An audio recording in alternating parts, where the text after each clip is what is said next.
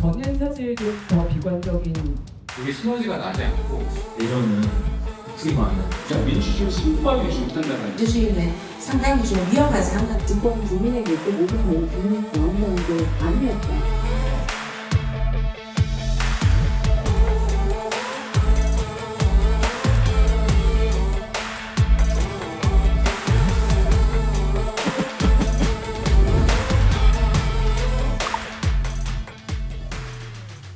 계엄령 선포 이후 이때까지 온 것을 보면은 정치권 집단들의 행동은 파괴적이고 좀 우려스러운 것도 있지만 또나 다른 사회 문화적인 것이든 경제 행도 그런 대로 꾸려가고 있는 측면에서는 각자 할 일을 잘 하고 있다.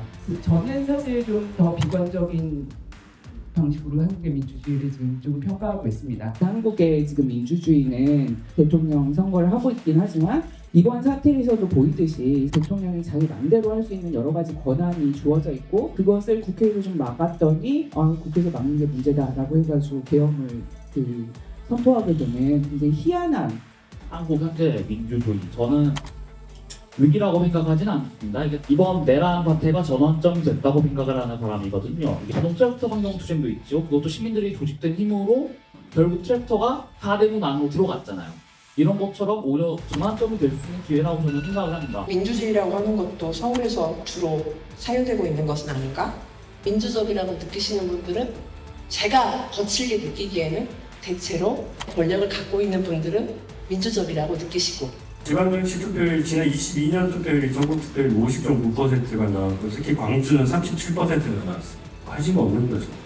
굉장히 많은 지역과 출신의 분들이 섞여 있는데 대전은 이 다양성을 제대로 살리는 방식이 아니라 이게 시너지가 나지 않고 무관심에 오히려 더 가까운 모습을 많이 보이거든요. 지역언론 같은 경우에는 권력과 자본에 조금 더 취약한 구조입니다. 그러니까 지역언론에 대한 관심도가 부족한 것 같다라고. 민주주의까지 왔는데 계속 막히는 곳이 뭐냐면 권위주의에 막히는 것 같다라는 생각이 있습니다. 그런데 여기서 또 위험한 건 뭐냐면 민주주의 승부하기 좀 못한다는 거죠. 그러니까 민주주의가 뭔가 사회적 불평등을 빨리 해결해 줄 수 있는 수단인 것처럼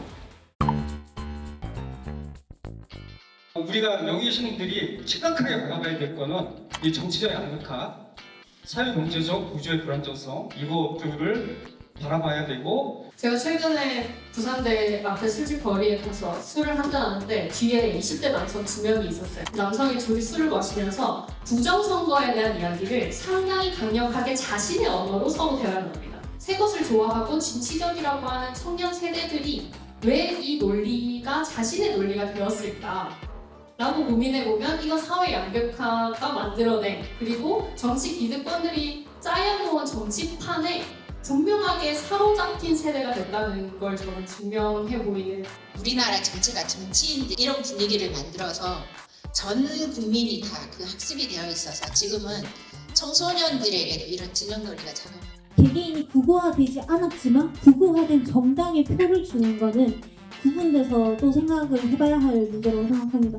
국민의힘이 정말로 보수라면 헌정 질서를 지키는데 그 가치를 둬야 하는 거고 구구화는 선을 그어야 하는 건데 갑자기 백골단을 만들질 않나 구구 세력에 가서 연설을 하질 않나 아니면 정치색에서 앞으로는 이익이 어렵다고 판단하는 것 같아요. 그렇기 때문에 저는 음모론이 계속 나오더라고요. 하물며 불을 지르는 것도 가파라고 얘기하고 지금 막 얘기를 하고 다니잖아요. 반민주적인 그런 것들을 리드해 나가는 그런 주체가 있느냐라고 하는 누가 뭐래도 지금 유튜브에 부정선거를 믿는다라고 하는 이런 것들은 절대적으로 유튜브의 영향이고요. 유튜브 기반 공정동 정치가 본인으로 진입하고 이제는 당 지도부, 당 대표까지 국민의힘식 가까이 그 다음에 정책적 당에서 순방동정으로 가까이 건데 거의 모든 사람의 소통수단이 된 소셜미디어의 알고리즘에 의해서 확정 편향이 촉진되어서 국가적으로 심지어 전 세계적으로 강력한 필터법이 형성되어 가고 있다고 좀 느껴집니다. 구구 논리가 퍼지면서 우경화된 것이라고 생각합니다. 억압받는 이들의 언어만이 정치적이라며 거부되는 것은 반민주적인 일입니다. 헌법 외의 세력들을 단죄하고 배제하는 것이 매우 중요하지 않을까. 우리가 그 극우나 포퓰리스트에 대해서 계속 배제하려고 하는 것은 오히려 그들에게 그 명분과 정당성을 주는 것이기 때문에 개혁을 하려니까 보수단체를 안 만날 수가 없어요. 그들은 사실 내란이 났을 때 조용히 있었거든요. 그럼에도 불구하고 내란을 막 지지하거나 거기서 동조하지는 않았다면 이야기할 수밖에 없지 않을까 이런 생각을 하게 되더라고요. 어떻게 보면 굉장히 큰 전면적인 변 이런 것들을 통해서 제도를 싹 다 바꾸는 방식으로 가야지 어느 하나 핀셋으로 바꾸는 방식으로는 저는 대한민국이 갖고 있는 여러 가지 문제점이 일단 결혼할 때 뭐 지방선거라도 먼저 결선투표제를 도입해서 다양한 정책들이 좀 들어갈 수 있게끔 만드는 것들을 공유하는 방법이 될 수 있고 정치에서도 우리 여성과 성소수자가 좀 대표되어야 하지 않나, 세력화되어야 하지 않나라는 생각이 듭니다. 사전에 예방할 수 있는 그런 정책들과 예산들이 확보되어야 된다라는 생각이 조금 들었고 교육의 목적은 민주신을 양성하는 것이라고 분명히 나와 있거든요. 학교에서 배우는 것이 민주주의 위기를 극복하는 교육을 생각하고 그것을 할 수 있으려면 교사의 정치기본권이 반드시 보장되어야 된다.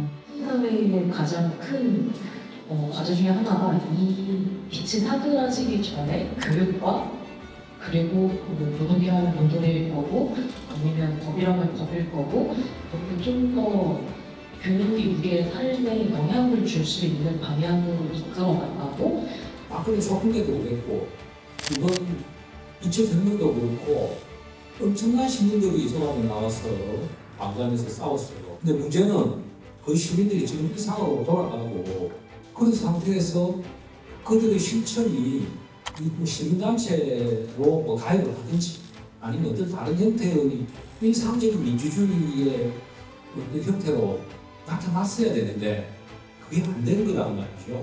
지역 공무원장을 어떻게 건강하게 우리가 지켜내거나 정부가 다 지켜내지 못하고 있는 팩트 체킹이라든가 여러 가지 어쨌든 기본적인 룰을 지켜내면서 뭔가 정보를 전달하고자 하는 노력이 어느 정도 갖추어진 건강한 지역 언론 안에서 공론장을 만들어 볼 수 있는 방법은 없는지. 사회는 아주 더디게나마 앞으로 나아가고 있다라고 생각을 하고 있기 때문에 약간 그러한 힘을 원동력 삼아서 다양한 자리에서 서로 이야기 나누고 좀 같이 좀 활동하는 시간을 가지면 좋겠습니다.